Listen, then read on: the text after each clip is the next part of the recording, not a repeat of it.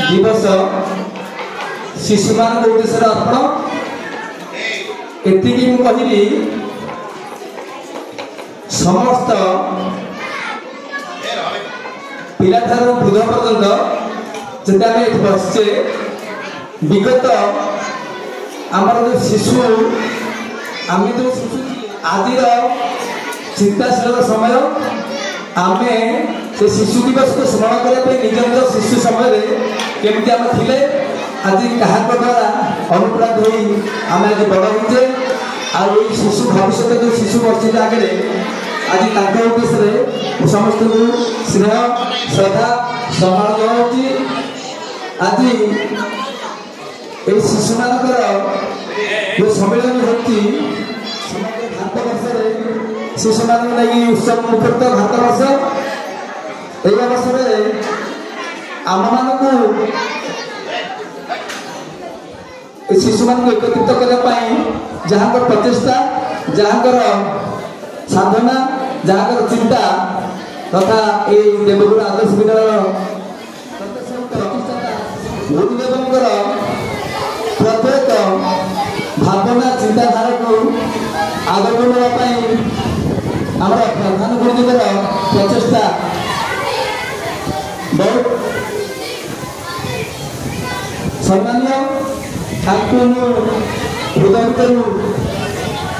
मोर शुभेच्छा जनाऊँगी तत्सहित सहयोग करुवा प्रति गुरुजी गुरुमा मानू आज दिवस प्रति मुहूर्त से श्रद्धा सम्मान जनाऊँगी जहाँ तुम मानक या निजर उद्यम निष्ठापर कर्म साधना प्रति मुहूर्त त्याग बलिदान समझे तुम शिक्षादान कर जहाँकि से आम पाखे सम्मान्य से श्रद्धा सम्मान जनाऊँगी तत्सहित आसीथिबा अभिभावक मंडली तथा ए विद्यालय को समस्त आमर कर्मकर्ता मानक भी शुभेच्छा जनाऊँगी आज आम मान चिंतार विषय आम बहुत आलोचना कर समय आगे विराट अंधकारमय भितर भारत वर्ष जाऊँगी जहाँकि यदि भल पिला भल समाज सेवक भल मनुष्यटी न हम ताले शिक्षा किसी मूल्य नहीं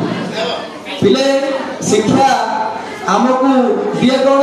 यदि प्रति पिला को पचरा आज दिन में पिला तू पाठ पढ़ु कौन ना मु चाकरी करी बड़ लोक हेबी पाठ पढ़ी नाना प्रकार वाक्य कहे किंतु हम विद्या कौन देती आमको किए कहीपर विद्या आम कौन दिए विद्या आम कौन दिए किए कहीपर हाथ तक किए कह जड़े पिला कौन ठिया बड़ पिला प्लस पिला किए कह विद्या आम कौन दिए किए कह भक्ति भावना विद्या महाधन बालक कला उपार्जन केत उपार्जन कर बालक समय जी बालक समय पाठ पढ़ी